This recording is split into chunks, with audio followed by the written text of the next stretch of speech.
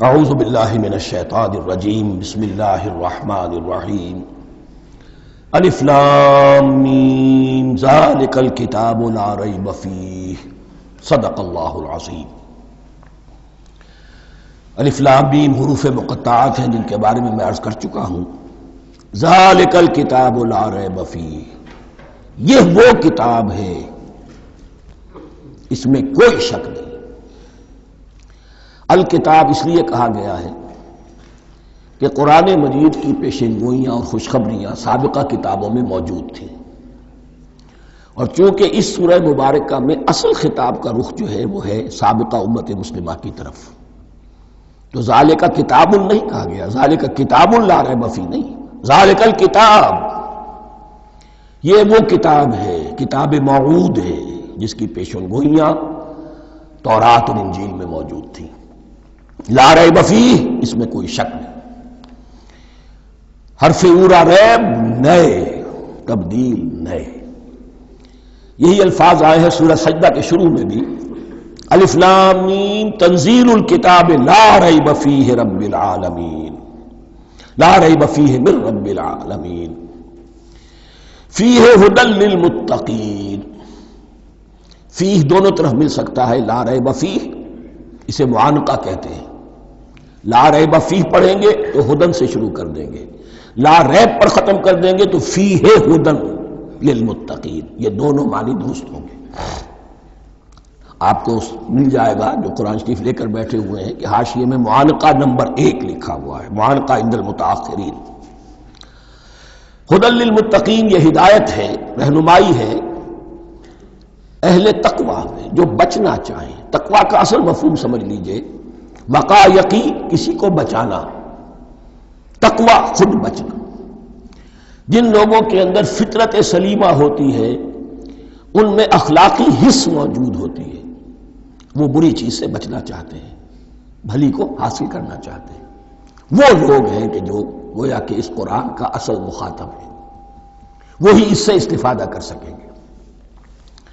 الذین یؤمنون بالغیب، اب ان کے کچھ اوصاف، یہ اصل میں بہت زیادہ واضح ہوتا ہے تعویل خاص کے اعتبار سے کہ دیکھ لو درخت کو اپنے پھل سے پہچانتے ہیں، اس قرآن کے پھل موجود ہیں نا، یہ ابو بکر اور عمر اور عثمان اور علی کون ہیں؟ یہ جو مہاجرین آئے ہیں چل کر، مدینے والوں دیکھو یہ کون ہیں، ان کی شخصیتیں کیا ہیں، ان کا کردار کیا ہے، ان کے اوصاف کیا ہے، یہ کس درخت کے پھل ہیں؟ یہ اس بینہ کے پھل ہیں، یہ اس ذکرہ کے پھل ہیں۔ بینہ رسول من اللہ یتلو صحفا مطہرۃ فیہا کتب قیمہ، یہ اس شجرہ مبارکہ کے پھل ہیں۔ دیکھ لو ان کے کیا شب و روز ہے، الذین یؤمنون بالغیب، جو غیب پر ایمان رکھتے ہیں۔ تعویل عام کے اعتبار سے اس کا بہت اہم مفہوم ہوگا، جو یہ طے کر لے کہ سوائے مادے کی دنیا کے مجھے اس سے آگے جانا ہی نہیں، unless I can verify۔ آپ کو معلوم ہے کہ میٹیریل جو حقائق ہے وہ تو آپ ویریفائی کر سکتے ہیں، آنکھ سے دیکھ سکتے ہیں، کان سے سن سکتے ہیں، ویریفائڈ ہے۔ جو یہ سمجھ لے گا کہ اس کے بیونڈ کچھ نہیں ہے، اس کے لیے قرآن میں کوئی ہدایت نہیں۔ ہدایت قرآنی کا نقطہ آغاز یہ ہے کہ انسان یہ سمجھ لے کہ جو اصل حقیقت ہے وہ مستور ہے، نگاہوں سے چھپی ہوئی ہے۔ سامنے جو کچھ نظر آ رہا ہے، ایک انگلستان کے بہت بڑے فلسفی کی کتاب کا عنوان ہے appearance and reality, reality and appearance, Bradley کی اپیئرنس جو کچھ نظر آ رہا ہے یہ حقیقت نہیں، حقیقت اس کے پیچھے ہے۔ اور کنفیوشس کا ایک جملہ ہے جو بہت بڑا حکیم اور فلسفی تھا، چین کا بہت بڑا حکیم اور فلسفی، اور ہو سکتا ہے کہ نبی ہو، واللہ عالم، ہم کہہ نہیں سکتے۔ اس کی تعلیم بڑی اخلاقی تعلیم ہے، اور اس کا جملہ سنیے، یہ یؤمنون بالغیب کی اس سے زیادہ صحیح تشریح ممکن نہیں۔ There are certain things, there's nothing more real than what cannot be seen, and there's nothing more certain than what cannot be heard۔ وہ حقائق جو آنکھوں سے نہیں دیکھے جا سکتے اور کانوں سے نہیں سنے جا سکتے، ان سے زیادہ یقینی اور واقعی حقائق اور کوئی نہیں۔ There is nothing more real than what cannot be seen.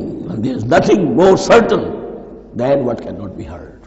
الذین یؤمنون بالغیب ویقیمون الصلاۃ، نماز قائم کرتے ہیں، ومما رزقناہم ينفقون، اور جو کچھ ہم نے انہیں دیا ہے اس میں سے خرچ کرتے ہیں، خیر میں، بھلائی میں، نیکی میں، ابنائے نو کی حاجات کو رفع کرنے میں، لوگوں کی تکلیفیں دور کرنے میں، خود اللہ کے لیے، اللہ کی رضا جوئی کے لیے، اللہ کو قرض حسنہ دیتے ہوئے۔ والذین یؤمنون بما انزل الیک وما انزل من قبلک، اور وہ کہ جو ایمان رکھتے ہیں اس پر بھی جو آپ پر نازل کیا گیا ہے محمد صلی اللہ علیہ وسلم، اور اس پر بھی کہ جو آپ سے پہلے نازل کیا گیا۔ یہ بہت اہم الفاظ ہیں، اس لیے کہ عام طور پر آج کل ہمارے ہاں یہ خیال پھیلا ہوا ہے کہ یہ تورات اور انجیل کے پڑھنے کا کوئی فائدہ نہیں، کوئی ضرورت نہیں، کوئی ضرورت نہیں کی حد تک تو شاید بات صحیح ہو، لیکن کوئی فائدہ نہیں، یہ بالکل غلط ہے۔ یہ ابتدا ہے قرآن کی، اور کس قدر اہتمام کے ساتھ کہا جا رہا ہے، ایمان صرف قرآن پر نہیں، اس پر بھی کہ جو اس سے پہلے نازل کیا گیا۔ اور سورہ نساء کی آیت، اور سورہ نساء نازل ہوئی ہے کہیں جا کر سن 6 ہجری میں، یا ایھا الذین آمنوا آمنوا باللہ ورسولہ والکتاب الذی نزل علی رسولہ والکتاب الذی انزل من قبل۔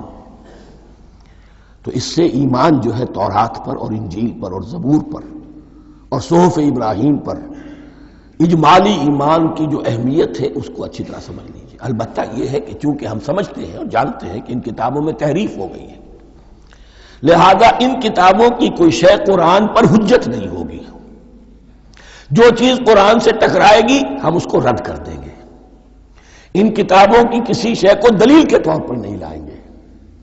لیکن جہاں قرآن مجید کی کسی بات کی نفی نہ ہو رہی ہو تو بہت سے حقائق ہمیں ان کتابوں ہی سے ملتے ہیں۔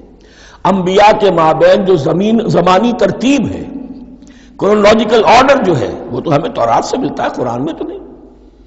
قرآن میں کبھی حضرت نوح کا ذکر بعد میں ہے، حضرت موسیٰ کا پہلے، وہاں تو کسی اور پہلو سے ترتیب آتی ہے، لیکن وہاں ہمیں تاریخ ملتی ہے، ابراہیم کی، اسحاق کی، یعقوب کی، انبیاء بنی اسرائیل کی، موسیٰ کی، عیسیٰ کی، یہ ساری چیزیں۔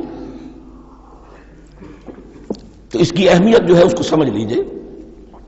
والذین یؤمنون بما انزل الیک وما انزل من قبلک وبالآخرۃ ھم یوقنون، آخرت پر وہ یقین رکھتے ہیں۔ نوٹ کرنے والی بات کیا ہے کہ باقی سب چیزوں کے لیے لفظ ایمان آیا، آخرت کے لیے ایقان کیوں؟ واقعہ یہ ہے کہ انسان کے عمل کے اعتبار سے سب سے زیادہ مؤثر شے ایمان بالآخرہ ہے۔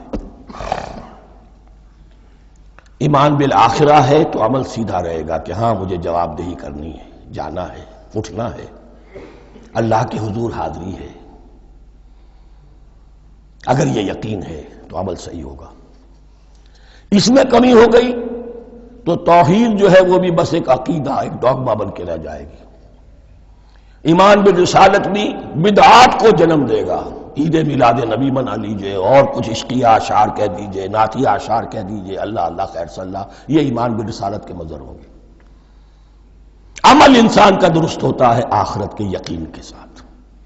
وبالآخرۃ ھم یوقنون، آخرت پر انہی کا یقین ہے، انہی کا یقین ہے۔ یہ حصر بھی ہے اس اعتبار سے کہ یہودی میں مدعی تھے کہ ہم آخرت پر یقین رکھتے ہیں، یہاں کنٹراسٹ دکھایا جا رہا ہے، آخرت پر یقین رکھنے والے یہ لوگ ہیں، اور تعویل خاص کے اعتبار سے وہ لوگ موجود ہیں تمہاری نگاہوں کے سامنے۔ 13 برس کی محنت کی کمائی محمد الرسول اللہ صلی اللہ علیہ وسلم کی، اس کتاب کی، یتلو علیہم آیاتہ ویزکیہم ویعلمہم الکتاب والحکمہ، اس کا جو نتیجہ ہے وہ تمہارے سامنے۔ اولئک علی ھدی من ربہم، یہ وہ لوگ ہیں جو اپنے رب کی طرف سے ہدایت پر ہیں۔ وہ ابتدائی ہدایت بھی ان کے پاس تھی، اور یہ تکمیلی ہدایت بھی، قرآن پر بھی ان کا یقین پورا ہے، اور محمد کا اتباع بھی وہ کر رہے ہیں۔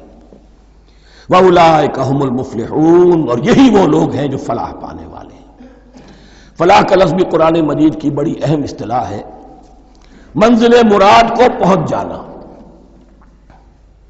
کسی باطنی حقیقت کا آیا ہو جانا. اسی لیے اس پر پھر گفتگو انشاءاللہ ہوگی سورہ مومنون کے شروع میں. لیکن یہ کہ فلاح پانے والے، کامیاب ہونے والے اصل میں یہی لوگ ہیں. تو گویا کہ تعویل خاص میں صحابہ کرام کی طرف اشارہ ہو گیا، تعویل عام میں ہر شخص کو بتا دیا گیا اگر قرآن کی ہدایت سے مستفید ہونا ہے تو یہ اوصاف اپنے اندر پیدا کرو. اب دوسرا گروہ، ان الذین کفروا سواء علیہم انذرتہم ام لم تنذرہم لا یؤمنون. یقیناً جن لوگوں نے کفر کیا، اور یہاں مراد کیا ہے؟ جو کفر پر اڑ گئے ہیں. اس کو ہم تعویل عام میں نہیں لے سکتے، اس لیے کہ اگر تو ہم اس کو عام میں لے لیں گے تو اس کے معنی تو یہ ہوں گے جس شخص نے کسی وقت کفر کیا اب وہ ہدایت پر آ ہی نہیں سکتا. نہیں، یہ بات نہیں ہے. کوئی کفر میں ہے، وہ غالطے کی بنا پر ہے، عدم توجہی کی بنا پر ہے، حق اس پر واضح نہیں ہوا ہے اس لیے ہے، تو آپ اسے سمجھائیں گے، انذار و تبشیر سے اسے فائدہ ہو جائے گا، واعظ و نصیحت سے فائدہ ہو جائے گا. ایک وہ ہے کہ جو حق کو سمجھ کر پہچان کر اور پھر اڑ گئے، ضد کی وجہ سے، ہٹ دھرمی کی وجہ سے، تعصب کی وجہ سے، تکبر کی وجہ سے، حسد کی وجہ سے. ان الذین کفروا، ایسے لوگوں کا معاملہ کیا ہے؟ سواء علیہم انذرتہم ام لم تنذرہم لا یؤمنون. برابر ہے ان کے لیے خواہ آپ انہیں سمجھائیں خواہ نہ سمجھائیں، ڈرائیں نہ ڈرائیں، انذار فرمائیں نہ کریں، لا یؤمنون، وہ ایمان لانے والے نہیں. وہی بات جو میں نے کہی تھی کہ سوتے کو جگایا جا سکتا ہے، جاگتے کو کیسے جگائیں. ختم اللہ علی قلوبہم وعلی سمعہم وعلی ابصارہم غشاوہ. ان کے دلوں پر اللہ نے مہر کر دی ہے. کیوں کر دی ہے؟ یہ ابتداءً مہر نہیں ہوئی، جب حق کو پہچان کر انہوں نے رد کر دیا، اس کی پاداش میں، اس کی سزا کے طور پر. ختم اللہ علی قلوبہم، اللہ نے ان کے دلوں پر مہر کر دی ہے، وعلی سمعہم، اور ان کی سماعت پر بھی، وعلی ابصارہم غشاوہ، اور ان کی آنکھوں کے سامنے پردہ پڑ چکا ہے. یہ مضمون سورہ یاسین کے شروع میں پھر آئے گا بہت شر و بست کے ساتھ. وَلَهُمْ عَذَابٌ عَظِيمٌ، اور ان کے لیے تو اب بہت بڑا عذاب ہے. یہ دوسرا گروہ ہو گیا. ایک رکوع میں دو کو سمیٹ لیا گیا، کل ابھی 7 آیتیں ہوئی ہیں. ایک وہ گروہ جس نے قرآن مجید کی دعوت سے صحیح صحیح استفادہ کیا، ان میں طلب ہدایت کا مادہ موجود تھا، ان کی فطرتیں سلیم تھیں، ان کے سامنے دعوت آئی، قبول کی، اور قرآن کے بتائے ہوئے راستے پر چلے. وہ گلے سرسبد ہیں، وہ شجرہ قرآنی کے نہایت مبارک اور مقدس وہ اس کے پھل ہیں. ایک گروہ وہ ہے جس نے حق کو پہچانا لیکن اس کو رد کر دیا اپنے تعصب یا ہٹ درمی کی وجہ سے. ان کا ذکر آ گیا بہت اختصار کے ساتھ، اس لیے کہ ان کا ذکر آپ کو بہت تفصیل سے مکی صورتوں میں ملے گا.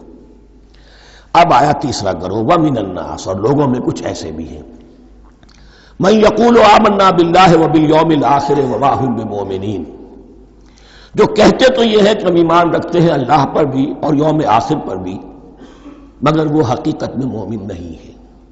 یہاں ایک بات سمجھ لیجئے، اکثر و بیشتر مفسرین نے اس تیسری کیٹیگری کے بارے میں یہی رائے قائم کی ہے کہ یہ منافقین مذکور ہیں یہاں، اگرچہ لفظ منافق یا لفظ نفاق نہیں آیا یہاں. لیکن مولانا امیر احسن اصلاحی صاحب نے ایک رائے ظاہر کی ہے جو بڑی قیمتی ہے، وہ یہ کہ یہاں ایک کردار کا نقشہ کھینچ دیا گیا ہے. غور کرنے والے غور کر لیں، دیکھ لیں، جس پر بھی وہ چسپاں ہو جائے.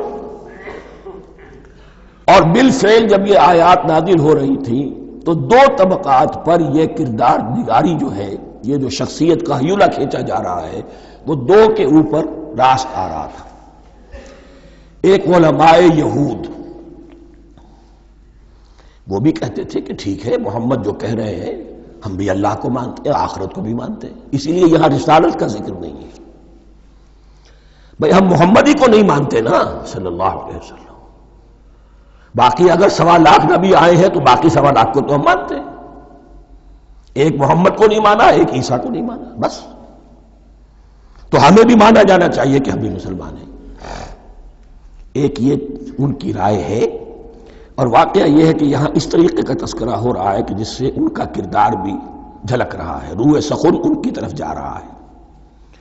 مجھے یاد ہے اپنی 10ویں جماعت کے زمانے میں دہلی میں نے دیکھا تھا کہ ناٹ سرکس وہاں کا ایک بڑی مارکیٹ ہوتی تھی، تو جوتے کی ایک دکان پہ ایک بہت بڑا جوتا لٹکایا ہوا تھا، بہت بڑا، اور لکھا تھا free to whom it fits, جس کے پاؤں میں یہ ٹھیک ٹھیک آ جائے وہ لے جائے اس کو۔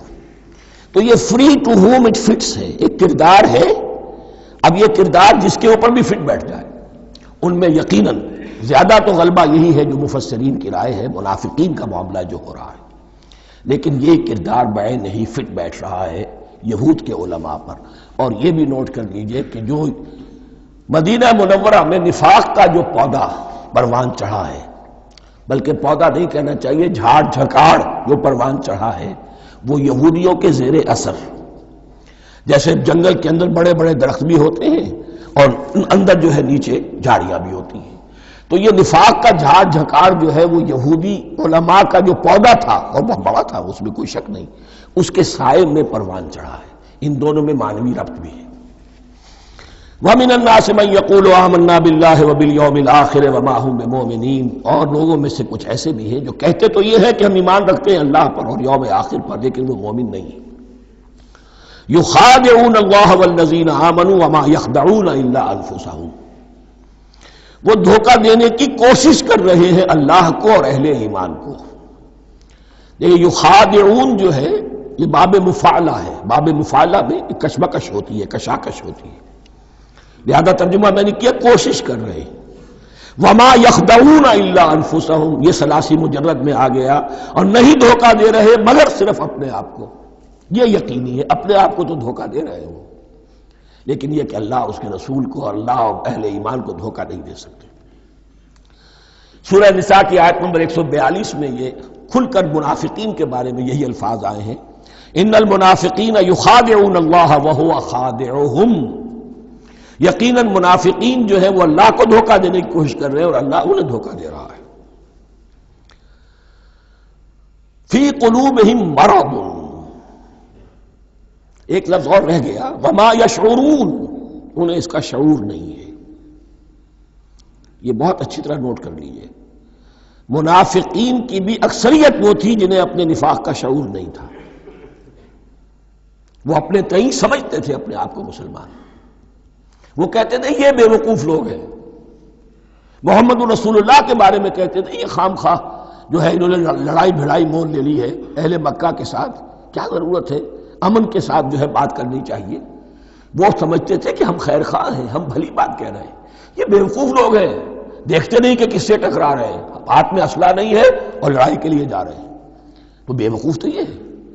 لیکن وہ سمجھتے تھے کہ ہم تو بڑے مخلص ہیں، ہم مصلح ہیں، تو ما یشعرون بہت ضروری ہے۔ بعض لوگ منافق ایسے بھی تھے کہ جو اسلام میں داخل ہی ہوتے تھے دھوکہ دینے کی خاطر، اور ان پہ پہلے دن سے واضح ہوتا تھا کہ ہم مسلمان نہیں ہیں، ہم نے اسلام کا لبادہ اوڑھا ہے صرف دھوکے کے لیے۔ اس کا ایک ذکر سورہ آل عمران میں آئے گا، لیکن اکثر و بیشتر منافقین دوسری طرح کے تھے جنہیں اپنے نفاق کا شعور حاصل نہیں تھا۔ فی قلوبہم مرض، ان کے دلوں میں ایک روگ ہے، بیماری ہے۔ یہ روگ اور بیماری کیا ہے؟ ایک لفظ میں اس کو تعبیر کیا جائے، کردار کی کمزوری، ویکنس آف کیریکٹر۔ ایک شخص وہ ہوتا ہے کہ جو سمجھتا ہے یہ حق ہے، حق سے بعد آباد، اب جو ہو سو ہو۔ ایک حق کو حق پہچان کر رد کر دیتا ہے، وہ کافر ہو گیا۔ ایک حق کو حق پہچان کر آیا تو صحیح، لیکن ویکنس آف کیریکٹر کی وجہ سے قوت ارادی کمزور ہے، آخرت بھی چاہتے ہیں، دنیا کو بھی ہاتھ سے دینے کو تیار نہیں، یہاں کا بھی کوئی نقصان نہ ہو اور آخرت کا بھی سارا بھلا ہمیں مل جائے۔ یہ وہ لوگ ہیں در حقیقت کہ اس کو کہا روگ۔ فی قلوبہم مرض فزادہم اللہ مرضا، تو اللہ نے ان کے مرض میں اضافہ کر دیا۔ یہ اللہ کی سنت ہے، آپ حق پر چلنا چاہیں حق کا راستہ آپ کے لیے آسان کر دے گا، آپ برائی کی طرف جانا چاہیں بڑی سے بڑی برائی آپ کے لیے ہلکی ہوتی چلی جائے گی، کوئی خاص بات ہی نہیں، چلو یہ بھی کر گزرو، جب یہ کر لیا تو یہ بھی کر گزرو۔ اور اگر آپ بین بین لٹکنا چاہیں تو اللہ اسی پہ چھوڑ دیتا ہے، ٹھیک ہے، آپ سمجھتے ہیں ہم کامیاب ہو رہے ہیں، ہم نے مسلمانوں کو بھی دھوکہ دے لیا، وہ ہمیں مسلمان سمجھتے ہیں، اور یہودیوں کو بھی دھوکہ دے لیا، وہ سمجھتے ہیں کہ ہم ان کے ساتھی ہیں، تو سمجھا کامیاب ہو رہے ہیں، حقیقت میں کامیابی نہیں۔ فی قلوبہم مرض فزادہم اللہ مرضا ولہم عذاب علیم بما کانوا یکذبون، اور ان کے لیے تو دردناک عذاب ہے۔ عذاب عظیم کا لفظ آیا تھا اوپر کفار کے لیے، وَلَهُمْ عَذَابٌ عَظِيمٌ، 7ویں آیت ختم ہوئی، اور عذاب علیم کا لفظ آیا یہاں، ان کے لیے دردناک المناک عذاب ہے، بما کانوا یکذبون، بسبب اس جھوٹ کے جو وہ بول رہے تھے۔ وَإِذَا قِيلَ لَهُمْ لَا تُفْسِدُوا فِي الْأَرْضِ، اور جب ان سے کہا جاتا تھا مت فساد کرو زمین میں، مراد کیا ہے اس سے؟ کہ جب محمد کو مان لیا کہ اللہ کے رسول ہیں، اب ٹھیک ٹھیک پیروی کرو، ان کے پیچھے چلو، ان کا حکم ہے تو جنگ کے لیے نکلو، ان کی طرف سے تقاضا آتا ہے مال پیش کرو، اور اگر تم اس سے کتراتے ہو تو فساد مچا رہے ہیں، جماعتی زندگی کے اندر فتنہ و فساد پیدا کر رہے ہیں۔ وَإِذَا قِيلَ لَهُمْ لَا تُفْسِدُوا فِي الْأَرْضِ قَالُوا إِنَّمَا نَحْنُ مُصْلِحُونَ، وہ کہتے تھے نہیں ہم تو صلح کرانے والے ہیں، اصلاح کرنے والے ہیں، ہم چاہتے ہیں لڑنا بھیڑنا کوئی اچھی بات نہیں ہے، ٹکراؤ تصادم یہ کوئی اچھے کام تھوڑا ہی ہے، بس ٹھنڈے ٹھنڈے دعوت دیتے رہو، جو چاہے قبول کر لے، جو چاہے رد کر دے، خام خواہ یہ ٹکرانا اور یہ جنگ کرنا اور اللہ کے دین کو غالب کرنے کے لیے یہ قربانی دو اور یہ مصیبت جھیلو اور یہ مشقت برداشت کرو اور یہ چیز چھوڑو اور یہ ترک کرو، یہ کاہے کے لیے؟ وَإِذَا قِيلَ لَهُمْ لَا تُفْسِدُوا فِي الْأَرْضِ قَالُوا إِنَّمَا نَحْنُ مُصْلِحُونَ أَلَا إِنَّهُمْ هُمُ الْمُفْسِدُونَ وَلَٰكِن لَا يَشْعُرُونَ، آگاہ ہو جاؤ کہ وہی ہے مفسد، فساد پھیلانے والے، اس لیے کہ محمد رسول اللہ کی دعوت ہے زمین میں اصلاح کے لیے، اس اصلاح کے لیے کچھ آپریشن کرنا پڑے گا، مریض اس درجے کو پہنچ چکا ہے کہ آپریشن کے بغیر اس کی شفا نہیں ہوگی، اب اگر تم اس کے راستے میں رکاوٹ بنتے ہو تو در حقیقت تم فساد مچا رہے ہو، لیکن تمہیں اس کا شعور نہیں۔ الا انہم ہم المفسدون ولکن لا یشعرون، پھر دیکھیے نوٹ کیجئے، شعور نہیں ہے، شعوری نفاق اور شے ہے، غیر شعوری نفاق ہے کہ جس کا یہ سارا تذکرہ ہو رہا ہے۔ وَإِذَا قِيلَ لَهُمْ آمِنُوا كَمَا آمَنَ النَّاسُ، اور جب ان سے کہا جاتا ہے ایمان لاؤ جیسے دوسرے لوگ ایمان لائے ہیں، آخر دیکھو دوسرے یہ اہل ایمان ہیں، جب بلاوا آتا ہے فوراً لبیک حاضر ہوتے، جو بھی ہو، یہ تم جو ہے آخر تم نے اور روش اختیار کی۔ وَإِذَا قِيلَ لَهُمْ آمِنُوا كَمَا آمَنَ النَّاسُ قَالُوا أَنُؤْمِنُ كَمَا آمَنَ السُّفَهَاءُ، وہ کہتے ہیں کہ کیا ہم ایمان لائے جیسے یہ بے وقوف لوگ ایمان لائے، انہیں تو اپنے نفع کی فکر، نہ نقصان کی فکر، نہ خطرات کا کوئی خیال، نہ اندیشوں کا کوئی گمان، جان جائے مال جائے، اولاد کو چھوڑ دیں، گھر بار چھوڑ کے آ گئے ہیں، ان سے بڑے بے وقوف کون ہوں گے؟ بال بچے چھوڑ آئے ہیں کفار مکہ کے رحم و کرم پر، سرداران قریش جو چاہے ان کے ساتھ کریں، تو یہ تو بے وقوف لوگ ہیں۔ آج کل آپ کہتے ہیں ایسے ہی لوگوں کو فینیٹکس ہیں، یہ فینیٹکس ہیں، دیکھ بھال کر چلنا چاہیے، دائیں بائیں دیکھ کر چلنا چاہیے، نفع نقصان کا خیال کر کے چلنا چاہیے، چاہے حق ہے ٹھیک ہے، لیکن بہرحال اپنی مصلحتوں کو بھی اور اپنی اہل و عیال کی مصلحتوں کو بھی دیکھنا چاہیے۔ یہ لوگ تو معلوم ہوتا ہے کہ بالکل دیوانے ہو گئے، فینیٹکس ہو گئے۔ وَإِذَا قِيلَ لَهُمْ آمِنُوا كَمَا آمَنَ النَّاسُ قَالُوا أَنُؤْمِنُ كَمَا آمَنَ السُّفَهَاءُ أَلَا إِنَّهُمْ هُمُ السُّفَهَاءُ وَلَٰكِن لَا يَعْلَمُونَ، آگاہ ہو جاؤ کہ وہی بے وقوف ہے لیکن انہیں علم نہیں ہے۔ وہ صادق الایمان جو ایمان کی ہر تقاضے کو پورا کرنے کے لیے ہر وقت حاضر ہیں، ان سے بڑا عقل مند کوئی نہیں، ان سے بڑا سمجھدار کوئی نہیں، انہوں نے یہ جان لیا ہے کہ اصل زندگی آخرت کی زندگی ہے، یہ نہیں ہے، یہ تو عارضی ہے، کل نہیں آج ختم ہو جائے، آج نہیں ابھی ختم ہو جائے، کیا فرق پڑے گا؟ جانا تو ہے، اب نہیں تو کل، کل نہیں تو پرسوں، جانا تو ہے، تو عقل تو ان کے اندر ہے۔ الا انہم ہم السفہاء ولکن لا یعلمون وَإِذَا لَقُوا الَّذِينَ آمَنُوا قَالُوا آمَنَّا، اور جب یہ ملتے ہیں ان سے جو اہل ایمان ہیں تو کہتے ہیں ہم بھی ایمان رکھتے ہیں۔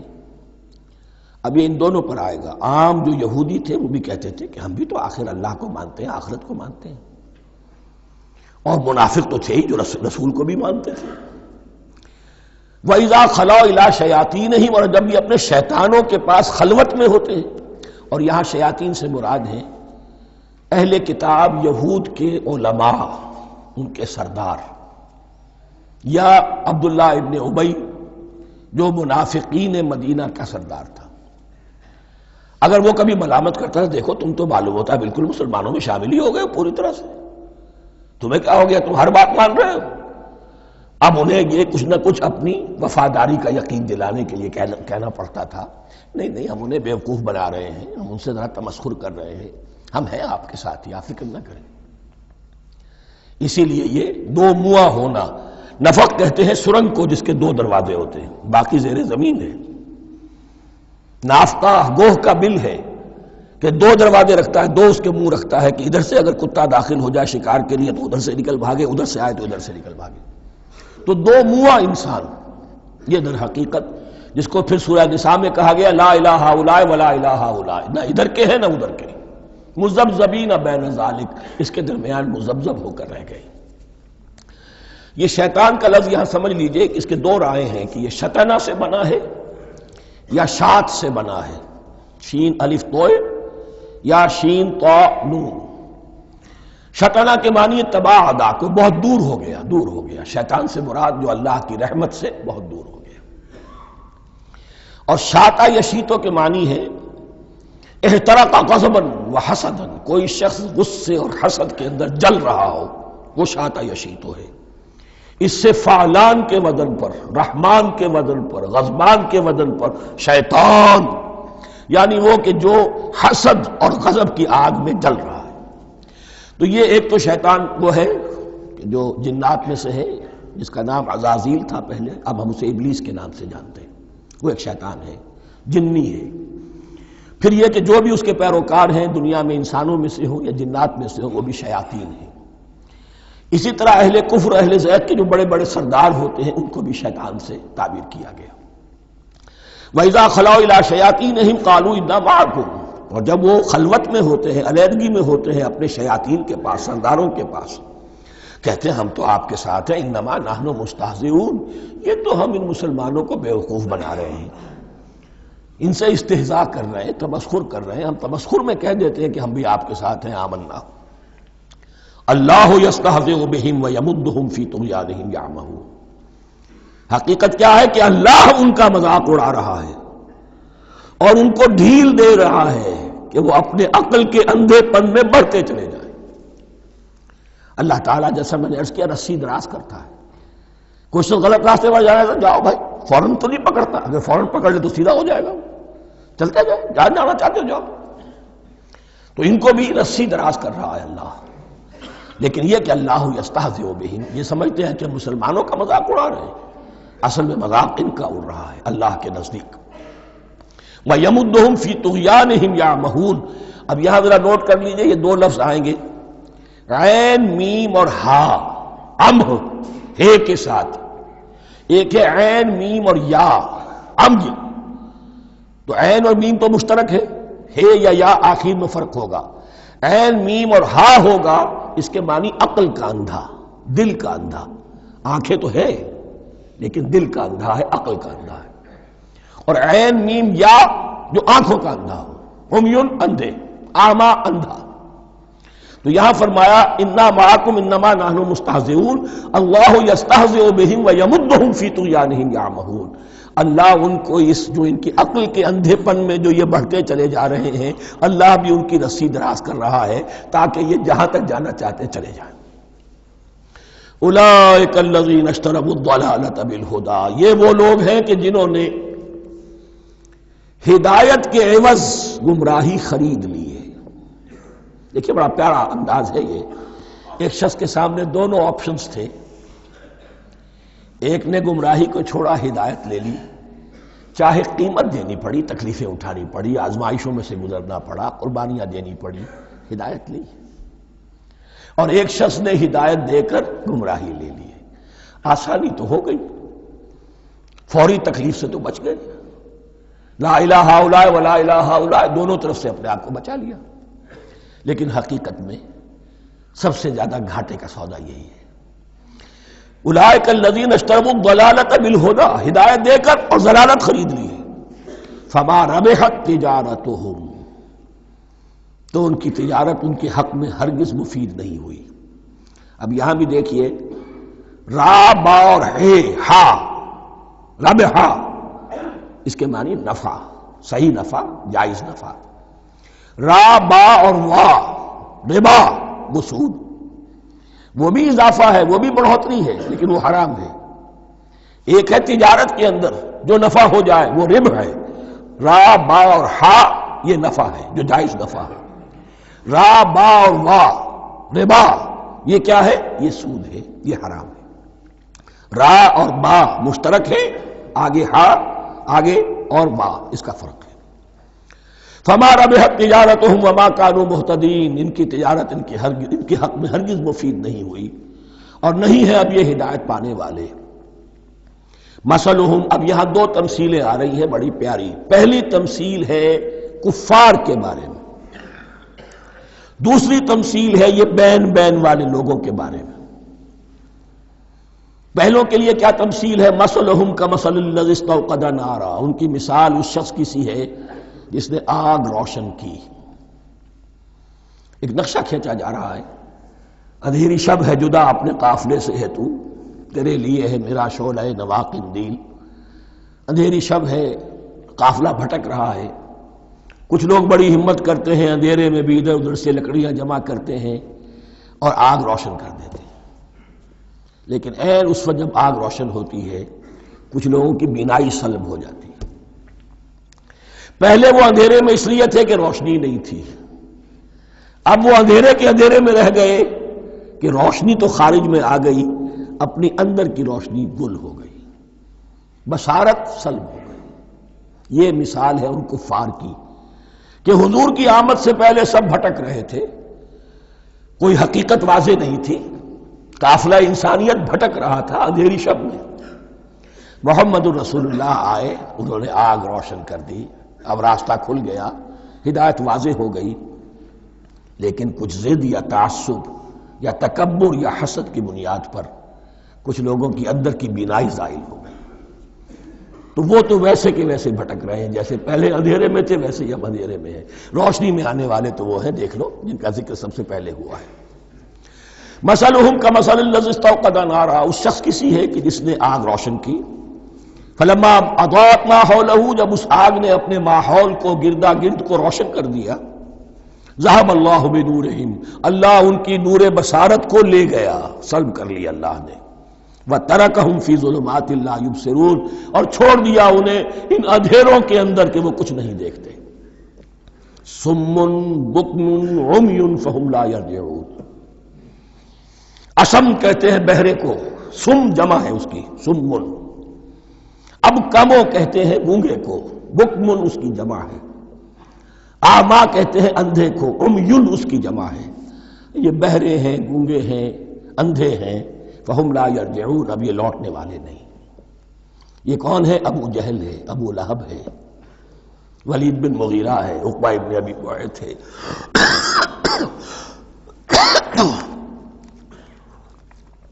یہ سب کے سب ابھی زندہ ہے جب یہ آیات نازل ہو رہی ہیں۔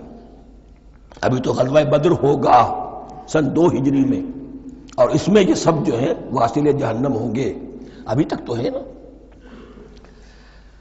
یہ لوگ ہو گئے اس کی مثال۔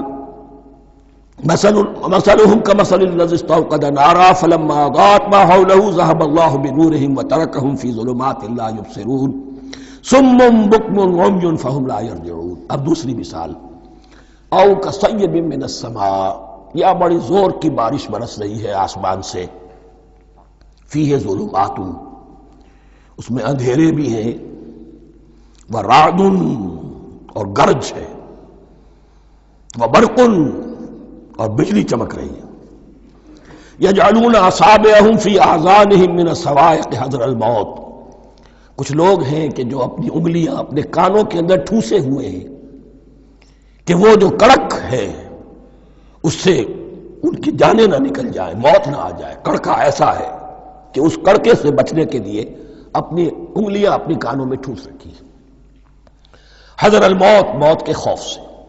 واللہ محیط بالکافرین، اللہ ایسے کافروں کا احاطہ کیے ہوئے ہے، بچ کر کہاں جائیں گے۔ یکاد البرق یخطف ابصارہم، قریب ہے کہ بجلی ان کی نگاہوں کو لے جائے، ان کی بینائی کو سلب کر لے۔ کلما اضاء لہم، لیکن ہوتا کیا ہے، جب ذرا روشنی ہوئی تو چل لیے۔ مشوا فیہ، بجلی چمکی، کچھ نظر آ گیا دائیں بائیں تو کچھ تھوڑا سا چل لیے۔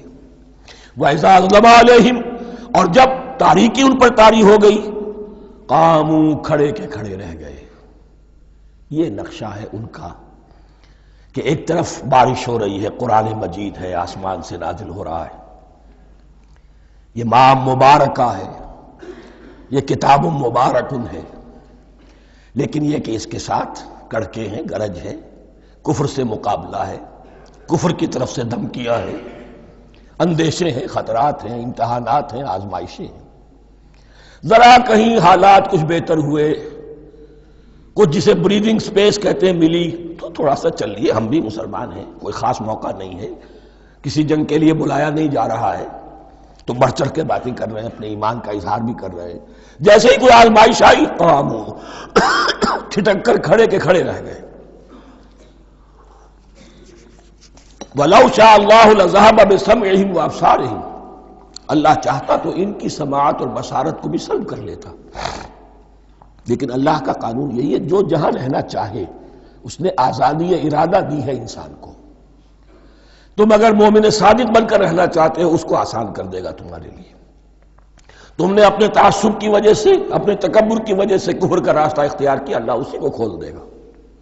تم بیچ میں لٹکنا چاہتے ہو، لٹکتے رہو، اللہ تعالیٰ جو ہے جبرن کسی کو نہ حق پہ لائے گا، نہ جبرن کسی کو باطل پر لے کر جائے گا۔ اس لیے کہ جبر اگر ہو تو پھر امتحان کا معاملہ ختم، پھر جزا و سزا بیکار ہے، غیر منطقی ہے، غیر معقول ہے۔ ان اللہ علی کل شیء قدیر، یقیناً اللہ تعالیٰ ہر چیز پر قادر ہے۔ یہ دو رکوع اس اعتبار سے کہ انسانی شخصیتوں کا سمجھنا، اور جیسا کہ میں نے عرض کیا، تعویل عام ذہن میں رکھیے، جب بھی کبھی کوئی دعوت حق اٹھے گی، اگر وہ واقعتاً کل کے کل حق کی دعوت ہے اور اس میں انقلابی رنگ ہے کہ باطل سے پنجہ آزمائی کرنی ہے، باطل کو نیچا دکھانا ہے، حق کا غلبہ کرنا ہے،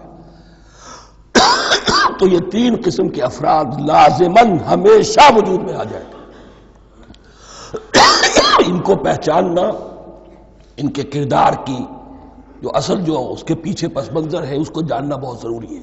میں وقفہ کر رہا ہوں ذرا بھائی۔ الرحمن الرحیم، اب جو تیسرا رکوع آ رہا ہے سورہ بقرہ کا، اس میں قرآن کی دعوت کا خلاصہ ہے۔ قرآن کیا ماننے کی دعوت دیتا ہے، اس کی پکار کیا ہے۔ جیسا کہ میں عرض کر چکا ہوں، 2/3 قرآن پہلے نازل ہو چکا ہے، پس منظر میں ہے۔ ہمارے لیے اس ترتیب مصحف کے اعتبار سے وہ قرآن بعد میں آئے گا، ترتیب نزولی کے اعتبار سے وہ پس منظر میں موجود ہے، لیکن چونکہ یہاں پر مصحف کے اندر یہاں سے آغاز کیا جا رہا ہے، لہذا اس کا خلاصہ جو ہے لب لباب، یہ ایک رکوع میں، اور قرآن کے فلسفے کا اور اس کے بعض نہایت ہی اہم جو موضوعات ہیں اور مسائل ہیں، ان کا ذکر پھر چوتھے رکوع میں۔ ابھی ہم تیسرا رکوع پڑھ رہے ہیں۔ یا ایھا الناس اعبدوا ربکم الذی خلقکم والذین من قبلکم لعلکم تتقون، اے لوگو بندگی اختیار کرو اپنے اس رب کی، اپنے اس مالک کی جس نے تمہیں پیدا کیا، اور نہ صرف تم کو پیدا کیا، تم سے پہلے جتنے لوگ گزرے انہیں بھی پیدا کیا تاکہ تم بچ سکو۔ یہ قرآن کی دعوت کا خلاصہ ہے، اور یہ نوٹ کر لیجئے، یہ تمام انبیاء اور رسل کی دعوت یہی تھی۔ ہم جب پڑھیں گے سورہ اعراف پڑھیں گے، سورہ شعراء پڑھیں گے، ایک ایک کا نام لے کر، ان اعبدوا اللہ واطیعون، ہر رسول کی دعوت یہ تھی اللہ کی بندگی کرو، میری اطاعت کرو۔ یا قوم اعبدوا اللہ ما لکم من الہ غیرہ، اے میری قوم کے لوگوں اللہ کی بندگی کرو، تمہارا کوئی الہ اور معبود اس کے سوا نہیں ہے۔ پھر حضور قرآن یہی عبادت رب انسان کی تخلیق کی غایت ہے، وما خلقت الجن والانس الا لیعبدون، ہم نے جنوں اور انسانوں کو پیدا ہی صرف اس لیے کیا ہے کہ ہماری بندگی کریں۔ لیکن یہاں ایک فرق بہت بڑا ہے، تمام رسولوں کی دعوت یہی ہے، محمد الرسول اللہ کی بھی یہی ہے، لیکن بڑا فرق کیا ہے؟ باقی تمام رسولوں کی دعوت آپ کو ملے گی یا قوم، اے میری قوم کے لوگوں، یہاں ہے یا ایھا الناس، اے بنی آدم، اے بنی نوع انسان۔ معلوم ہوا کہ تمام رسول حضور سے پہلے صرف اپنی اپنی قوموں کی طرف آئے ہیں، پہلے اور آخری اور کامل رسول ہیں اللہ کے محمد صلی اللہ علیہ وسلم، جن کی دعوت آفاقی ہے۔ یا ایھا الناس، یا قوم نہیں، یا ایھا الناس اعبدوا ربکم الذی خلقکم والذین من قبلکم۔ اس میں دلیل بھی آ گئی کہ عام طور پر لوگ جو ہے غلط راستے پر اس دلیل سے جمے رہتے ہیں کہ ہمارے آباء و اجداد کا راستہ یہی تھا۔ تو بھائی جیسے تم مخلوق ہو ایسے ہی وہ بھی تو مخلوق تھے، جیسے تم خطا کر سکتے ہو وہ بھی تو خطا کر سکتے تھے۔ لہذا یہ نہ دیکھو کہ آباء و اجداد کا راستہ کیا تھا، دیکھو یہ کہ حق کیا ہے، لعلکم تتقون، تاکہ تم بچ جاؤ، دنیا میں افراط و تفریط کے دھکوں سے بچ جاؤ گے، آخرت میں اللہ کے عذاب سے بچ جاؤ گے۔ ان دونوں سے اگر بچنا ہے تو اللہ کی بندگی کی روش اختیار کرو۔ اچھا کس رب کی؟ الذی جعل لکم الارض فراشا والسماء بناء، جس نے تمہارے لیے زمین کو فرش بنا دیا اور آسمان کو چھت بنا دیا۔ وانزل من السماء ماء، اور آسمان سے پانی برسایا۔ فاخرج بہ من الثمرات رزقا لکم، اور پھر اس پانی کے ذریعے سے زمین سے میووں کی شکل میں، پیداوار کی شکل میں تمہارے لیے رزق اگایا۔ فلا تجعلوا للہ اندادا وانتم تعلمون، تو ہرگز نہ اللہ کا مد مقابل کسی کو ٹھہراؤ جانتے بوجھتے۔ وانتم تعلمون کا ایک مطلب یہ بھی ہے کہ تم بھی مانتے ہو کہ اس کائنات کا خالق اللہ کے سوا کوئی نہیں۔ اہل عرب بھی مانتے تھے، جو ان کے دیوی دیوتا تھے وہ سمجھتے تھے کہ یہ اللہ کے اوتار ہیں یا اللہ کے ہاں بہت یہ پسندیدہ ہیں، اللہ کے محبوب ہیں، اس کے اولیاء ہیں، اس کی بیٹیاں ہیں، لہذا یہ شفاعت کریں گے تو ہمارا بیڑا پار ہو جائے گا۔ ورنہ خالق وہ مانتے تھے اللہ ایک ہی ہے۔ جب تم یہ مانتے ہو کائنات کا خالق ایک، مدبر ایک، تو اب کسی کو اس کا مد مقابل نہ بناؤ۔ انداد ند کی جمع ہے، لا ضد لہ ولا ند لہ، اللہ کا کوئی مد مقابل نہیں۔ اس میں یہاں تک بات ہے کہ حضور اس درجے، اس توحید کی باریکیوں تک پہنچا کر گئے ہیں اس امت کو کہ کسی صحابی نے ایسے ہی کہہ دیا ما شاء اللہ و ما شئت، جو اللہ چاہے اور جو آپ چاہیں۔ حضور نے فوراً ٹوک دیا اجعلتنی للہ ندا، کیا تو نے مجھے اللہ کا مد مقابل بنا دیا ہے؟ اس کائنات میں مشیت صرف ایک کی چلتی ہے، کسی اور کی مشیت اس کی مشیت کے تابع پوری ہو جائے ہو جائے، لیکن مشیت مطلقہ صرف اس کی ہے۔ یہاں تک کہ حضور سے فرمایا گیا کہ اے نبی آپ کے لیے یہ ممکن نہیں ہے جسے چاہے ہدایت دے دے، انک لا تہدی من احببت ولکن اللہ یہدی من یشاء۔ اگر یہ اختیار میں ہوتا تو ابو طالب دنیا سے بغیر ایمان لائے نہ جاتے۔ فلا تجعلوا للہ اندادا وانتم تعلمون۔ اب ان دو آیتوں میں تو یوں سمجھیے توحید نظری بھی اور توحید عملی بھی۔ توحید عملی کیا ہے؟ بندگی صرف اسی کی ہو۔ اب آیا ہے رسالت کا معاملہ، وَإِن كُنتُمْ فِي رَيْبٍ مِّمَّا نَزَّلْنَا عَلَىٰ عَبْدِنَا، اگر تمہیں رسالت محمدی پر شک ہے صلی اللہ علیہ وسلم، اس کے کیا معنی ہے؟ کہ تمہیں اس قرآن کے بارے میں شک ہے جو ہم نے اپنے بندے پر نازل کیا ہے۔ اگر ہے شک فی الواقع، وَإِن كُنتُمْ فِي رَيْبٍ، اگر تمہیں واقعتاً شک ہے مما نزلنا علی عبدنا، اس پر جو ہم نے اپنے بندے پر نازل فرمایا ہے، فاتو بسورۃ من مثلہ، تو لے آؤ اس جیسی ایک ہی صورت۔ یہ ہم کل پوری تفصیل سے دیکھ چکے ہیں کہ برسبیل تنزل یہاں پہنچے ہیں. پہلے 2 آیتیں میں نے آپ کو سنائی تھی، اس میں پورے قرآن کی مثال لانے کا چیلنج کیا گیا. پھر ایک آیت سنائی جس میں 10 صورتیں ہی لے آؤ. اب آخری درجے میں ایک صورت ہی بنا لا، اور ایک صورت تو سورۃ العصر کے مساوی بھی ہو سکتی تھی، سورۃ الکوثر کے مساوی بھی ہو سکتی تھی. وَادْعُوا شُهَدَاءَكُم مِّن دُونِ اللَّهِ إِن كُنتُمْ صَادِقِينَ، اور بلا لو اپنے سارے مددگاروں کو اللہ کے سوا، جن ہو انس ہو. اس لیے کہ قریش کا خیال یہ تھا کہ جو شعراء ہوتے ہیں ان کے پاس جن ہوتے ہیں، وہ جن انہیں سکھاتے ہیں، ورنہ عام آدمی تو یہ شعر نہیں کہہ سکتا. تو تمہارا اگر کوئی گمان ہے کوئی جنات سکھانے والے ہیں، کوئی انسان ہے، خطیب ہے، شعراء ہے، ادیب، سب کو جمع کر.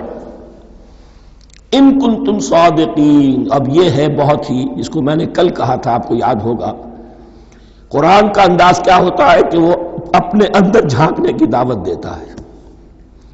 یہ گویا کہ آنکھوں میں آنکھیں ڈال کر یہ کہا جا رہا ہے کہ حقیقت میں تمہیں کوئی شک نہیں ہے، یہ تم بات بنا رہے ہو صرف. اگر واقعتاً شک ہے تو آؤ میدان میں.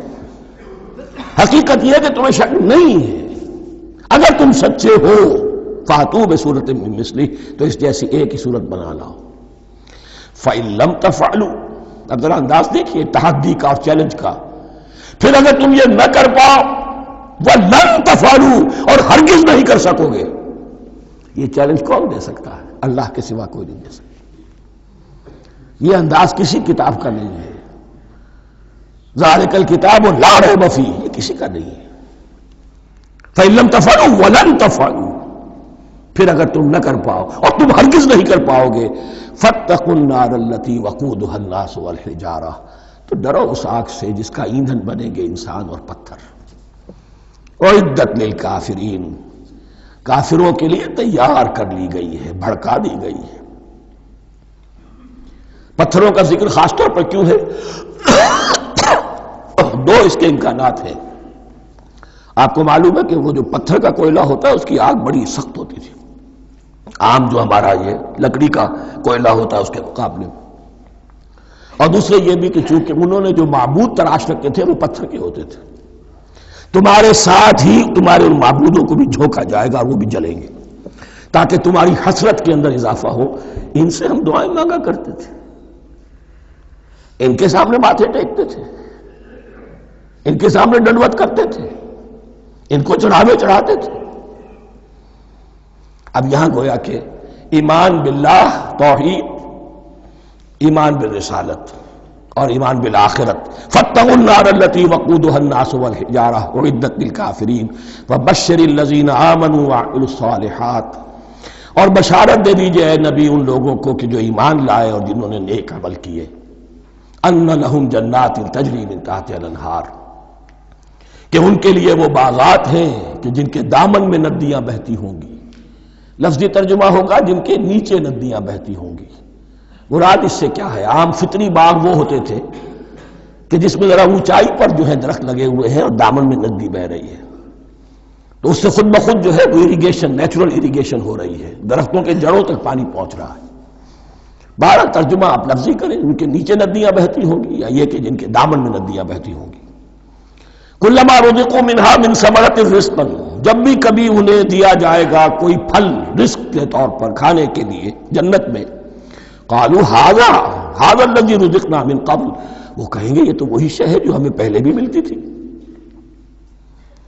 اس کا ایک مفہوم یہ ہے، یہ جو نزل ہے، ابتدائی جو ہے دعوت ہے، ابتدائی ضیافت جو ہوگی اس میں وہی چیزیں کہ جو معروف ہے، جانی پہچانی ہے. یہ رمان، یہ دیکھیے یہ انار آ رہا ہے خوبصورت، یہ انگور ہے خوبصورت، یہ نخیل ہے، یہ نخل ہے، یہ رطب ہے، لیکن ذائقے کی کوئی نسبت و تناسب بھی نہیں ہوگا. وہ کہیں گے یہ وہی شے ہے جو ہمیں پہلے ملتی تھی. وَأُتُوا بِهِ مُتَشَابِهًا، مشابہ تو ہوگی وہ، لیکن ان کے ذائقے میں زمین و آسمان کا فرق ہوگا. اور ایک یہ بھی مفہوم لیا گیا کہ آخرت میں جنت میں بھی وہی میوے ملتے رہیں گے، لیکن ان کا ذائقہ بدلتا رہے گا. شکل وہ ہوگی لیکن ذائقہ وہ نہیں رہے گا کہ جس سے انسان کی بھی طبیعت بڑھ جاتی ہے ایک ہی شے کو کھاتے ہوئے. وَلَهُمْ فِيهَا أَزْوَاجٌ مُطَهَّرَةٌ، اور ان کے لیے ہوں گے اس میں بہت ہی پاک باز، نہایت پاک کی ہوئی بیویاں ہوں گی. ازواج مطہرۃ وہم فیہا خالدون، اور اس میں رہیں گے ہمیشہ ہمیش. یہ تو تین جو اصول ہیں دین کے دعوت ایمان، توحید اور رسالت اور معاد، ایمان باللہ، ایمان بالرسول، ایمان بالآخرہ. اب ذرا کچھ ضمنی مسائل ہیں کہ جو بعض کفار کی طرف سے، بعض معتزلین کی طرف سے پیش ہوتے تھے، وہ کبھی بھی اس چیلنج کا مقابلہ تو نہ کر سکے، میدان میں تو نہ آ سکے. یہ بالکل ایسی بات ہے جیسے کسی مصور کی تصویر پر اعتراض کرنے والے تو بہت تھے. جب کہا گیا کہ ذرا یہ لیجیے قلم، اس کو ٹھیک کر دیجیے، یہ برش آپ کے ہاتھ میں دیتا ہوں، اب سب پیچھے ہٹ گئے. تو کوئی صورت قرآن کے مقابلے میں لانا وہ تو ان کے لیے ممکن نہیں تھی، لیکن ادھر ادھر سے اعتراضات کرنے کے لیے جو زبانیں کھلتی تھی ان میں سے ایک اعتراض نقل کیا جا رہا ہے. وہ یہ تھا کہ وہ کہتے تھے کہ قرآن مجید میں مکھی کی تشبیہ آئی ہے، یہ تو بڑی حقیر سی شے ہے. اعلیٰ کلام ہو اور اعلیٰ متکلم ہو وہ ایسی حقیر چیزوں کا تذکرہ نہیں کرتا. بیت العنکبوت مکڑی کا بھی ذکر ہے قرآن میں، اتنی حقیر شے کا، یہ کوئی اعلیٰ کلام نہیں. اس کا جواب دیا جا رہا ہے کہ اصل میں کہیں تشبیہ بیان کرنی ہے، تمثیل بیان کرنی ہے، تو دیکھنا یہ کہ جس شے کے لیے تشبیہ دی جا رہی ہے اس کی مناسبت والی شے ہو. شے کوئی بہت حقیر ہے تو کسی عظمت والی شے سے آخر کیسے تشبیہ دی جائے گی؟ وہ تو کسی حقیر شے سے ہی تشبیہ دی جائے گی تو جو اصل مقصد ہے تشبیہ کا وہ پورا ہوگا. ان اللہ لا یستحی ان یضرب مثلا ما بعوضۃ فما فوقها، اللہ تعالیٰ کو تو اس میں کوئی جھجک نہیں ہے، کوئی شرم نہیں ہے کہ وہ مچھر کی مثال بیان کرے. تو اس سے اوپر، اب یا فوقہا میں دونوں معنی ہو جائیں گے، یعنی کمتر اور حقیر ہونے میں اس سے بھی بڑھ کر، یا یہ کہ اس سے اوپر کی کوئی شے اس کی مثال دینے میں اللہ کو کوئی جھجک نہیں. اس لیے کہ مکھی بھی بہرحال مچھر سے تو ذرا بڑی شے ہے. اس معنی میں بھی ہو سکتا ہے فوقہا، اور فوقہا اس معنی میں بھی کہ اس سے بھی حقیر ہونے میں اس سے بھی بڑھ کر. فَأَمَّا الَّذِينَ يَعْلَمُونَ فَأَمَّا الَّذِينَ آمَنُوا فَيَعْلَمُونَ أَنَّهُ الْحَقُّ مِنْ رَبِّهِمْ، تو جو لوگ صاحب ایمان ہیں وہ جان لیتے ہیں کہ یہ حق ہے ہمارے رب کی طرف سے.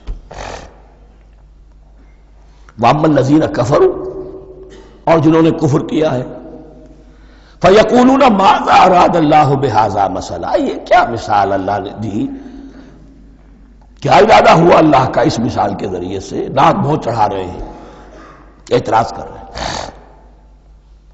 اب جو آ رہا ہے اگلا جملہ وہ ہے بہت اہم، یضل بہ کثیرا ویہدی بہ کثیرا، اسی کے ذریعے سے اللہ بہتوں کو ہدایت دیتا ہے اور اسی کے ذریعے سے بہتوں کو گمراہ کرتا ہے. معلوم ہوا کہ ہدایت اور گمراہی اور ہدایت اور ضلالت انسان کی سبجیکٹو کنڈیشن کے اوپر دار و مدار ہے. اس کا آپ کے دل میں خیر ہے، بھلائی ہے، نیت صحیح ہے، طلب ہدایت، طلب علم، اس میں آپ سچے ہیں، آپ کو ہدایت مل جائے گی.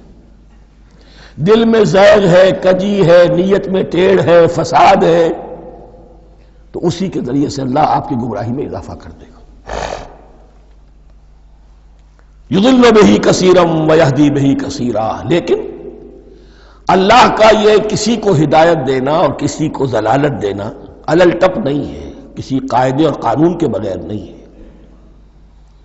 وما یضل بہ الا الفاسقین، نہیں گمراہ کرتا وہ اس کے ذریعے سے مگر صرف سرکش لوگوں کو، جن میں سرکشی ہے، تعلی ہے، تکبر ہے. اور ان کے اوصاف کیا ہے؟ الذین ینقضون عہد اللہ من بعد میثاقہ، جو توڑ دیتے ہیں اللہ کے ساتھ کیے ہوئے عہد کو. اور سب سے بڑا عہد یہ سورہ اعراف میں چل کر آئے گا، عہد الست. عالم ارواح میں ہم عہد الست کر کے آئے. الست بربکم قالوا بلا، کیا میں ہی نہیں ہوں تمہارا رب؟ تمام ارواح نے میں بھی تھا، آپ بھی تھے، سب تھے، کل انسان، جتنے انسان دنیا میں آج تک آ چکے ہیں وہ بھی تھے، اور جو آنے ہیں ابھی قیامت تک وہ بھی تھے، لیکن تھے صرف ارواح کی شکل میں، جسم نہیں تھے. اور یہ میں آپ کو بتا چکا ہوں، مکمل وجود ہے انسان کا روحانی وجود. اولاً تخلیق اس کی ہوئی تھی، اسی سے آگے چل کر ایک بہت فلسفے کا بہت گہرا مضمون آ رہا ہے آگے چل کر. وہ جو عہد الست اورثت بربکم قالوا بلا، انہوں نے اس عہد کو توڑا، اللہ کو اپنا مالک اور خالق اور اپنا حاکم جاننے کی بجائے خود حاکم بن کر بیٹھ گئے. الیس لی ملک مصر، کیا مصر کی بادشاہی میری نہیں ہے؟ I am the sovereign, we are sovereign, popular sovereignty. بغاوت، سرکشی، فاسق. وما يضل به الا الفاسقين الذين ينقضون عهد الله من بعد ميثاقه ويقطعون ما امر الله به ان يوصل، اور کاٹتے ہیں وہ چیز جسے اللہ نے جوڑنے کا حکم دیا ہے. اللہ نے صلہ رحمی کا حکم دیا ہے، یہ قطع رحمی کرتے ہیں. مال کی طلب میں بھائی بھائی کو ختم کرتا ہے، اس کے مال کو ہتھیانے کے لیے، اپنی ذاتی اغراض کے لیے تمام اخلاقی حدود جو ہے انسان پسو پیش ڈال دیتا ہے. اپنا تکبر، اپنے لیے تعلی. الذین، آپ دیکھیے نوٹ کیجئے، اس میں ہماری شریعت کا فلسفہ یہ ہے، ایک تعلق ہے اللہ کا بندے کے ساتھ، حقوق اللہ، ایک ہے بندوں کا بندوں کے ساتھ، حقوق العباد. اللہ کا حق کیا ہے؟ اسے حاکم اور مالک، اور حاکم سمجھو، الملک سمجھو، خود اس کے بندے بنو. انسانوں کا حق کیا ہے؟ کونوا عباد اللہ اخوانا، سب آپس میں بھائی بھائی اللہ کے بندے بن جاؤ. اور اس میں سب سے اہم ترین رحمی رشتہ ہے، سگے بھائی، سگے بھائی بہنیں، پھر دادی، دادی کے اوپر جا کر وہ کزنز آ جائیں گے، پر دادی پر جا کر اور جمع ہو جائیں گے، یہاں تک کہ آدم و حوا پر تمام انسان جمع ہو جائیں گے. تو رحمی رشتے کی بڑی اہمیت ہے. تو وہ فاسقین کہ جو توڑتے ہیں اللہ کے عہد کو، اس کو مضبوطی سے باندھنے کے بعد، وَيَقْطَعُونَ مَا أَمَرَ اللَّهُ بِهِ أَن يُوصَلَ وَيُفْسِدُونَ فِي الْأَرْضِ، انہی دونوں چیزوں کے نتیجے میں زمین میں فساد پیدا ہوتا ہے. یا اللہ کی اطاعت سے باغی ہو گئے، اور یا آپس میں ایک دوسرے کی گردنیں کاٹنے لگے. اولئک ھم الخاسرون، یہی لوگ ہیں جو بالآخر خسارے میں، آخری اور دائمی خسارے میں رہنے والے ہیں. کیف تکفرون باللہ وکنتم امواتا، تم کیسے کفر کرتے ہو اللہ کا؟ بڑا پیارا انداز ہے. وکنتم امواتا، تم مردہ تھے، فاحیاکم، تمہیں زندہ کیا، ثم یمیتکم، پھر تمہیں مارے گا، ثم یحییکم، پھر جلائے گا، ثم الیہ ترجعون، پھر تم اس کی طرف لوٹ جاؤ گے، لوٹا دیے جاؤ گے. یہاں وہ بات آ گئی جو آج نگاہوں سے بالکل اوجھل ہو چکی ہے. یہ ہم دنیا میں آنے سے پہلے مردہ تھے، کیا مانی؟ یہ مضمون آ کر اصل میں سورہ غافر یا سورہ مومن میں چل کر اس کی پوری وضاحت ہوگی. لیکن چونکہ یہاں تذکرہ ہو چکا ہے عہد الست کا، ہماری پہلی تخلیق ہوئی عالم ارواح میں، ارواح کی صورت میں، پھر ہمیں سلا دیا گیا، وہ ہماری پہلی موت تھی. مردہ جو ہے معدوم نہیں ہوتا، مردہ ہوتا ہے، بے جان ہوتا ہے، سویا ہوا ہوتا ہے، اور موت کو اور نیند کو تشبیہ دی گئی ہے. پھر ہمیں اس جسد کے ساتھ یہاں زندہ کیا گیا، پھر موت طاری ہوگی، پھر ہمیں زندہ کیا جائے گا. یہ آیت جیسا کہ میں نے عرض کیا بہت بڑی اور بڑی گہری حکمت اور فلسفہ قرآن کی آیت ہے. کیسے اللہ کا انکار کرتے؟ کنتم اموات، تم مردہ تھے، سوئی ہوئی ارواح کی شکل میں تھے. فاحیاکم، تمہیں جگایا اس جسد کے ساتھ، زندہ کیا. ثم یمیتکم ثم یحییکم، پھر تمہیں مارے گا. ثم الیہ ترجعون، پھر تم اس کی طرف لوٹا دیے جاؤ گے. اور اب اس کے بعد جو آخری آیت ہے، هو الذی خلق لکم ما فی الارض جمیعا، اس نے تمہارے لیے بنایا ہے جو کچھ بھی زمین میں ہے. اس میں خلافت کا مضمون آ گیا. حدیث میں آتا ہے انما الدنیا خلقت لکم وانتم خلقتم للآخرہ، یہ دنیا تمہارے لیے بنائی گئی ہے، تم آخرت کے لیے بنائے گئے ہو. هو الذی خلق لکم ما فی الارض جمیعا، اس لیے کہ اگلی آیت پھر آ رہی ہے خلافت کی آیت. سارا کچھ زمین میں یہ بستر جو بچھایا اور یہ کائنات کو زمین کو سجایا تمہاری خلافت کے لیے. ثم استوى الى السماء فسواهن سبع سماوات، پھر وہ متوجہ ہوا آسمانوں کی طرف اور انہیں 7 آسمانوں کی شکل میں بنا دیا. جیسا کہ میں کل عرض کر چکا ہوں، یہ تاحال ابھی یہ آیات متشابہات میں سے ہے. 7 آسمانوں کی کیا حقیقت ہے ہم اس سے ابھی پورے طور سے واقف نہیں. وَهُوَ بِكُلِّ شَيْءٍ عَلِيمٌ، اور اسے ہر شے کا علم حقیقی حاصل ہے. بارک اللہ لی ولکم فی القرآن العظیم ونفعنی وإیاکم بالآیات والذکر الحکیم.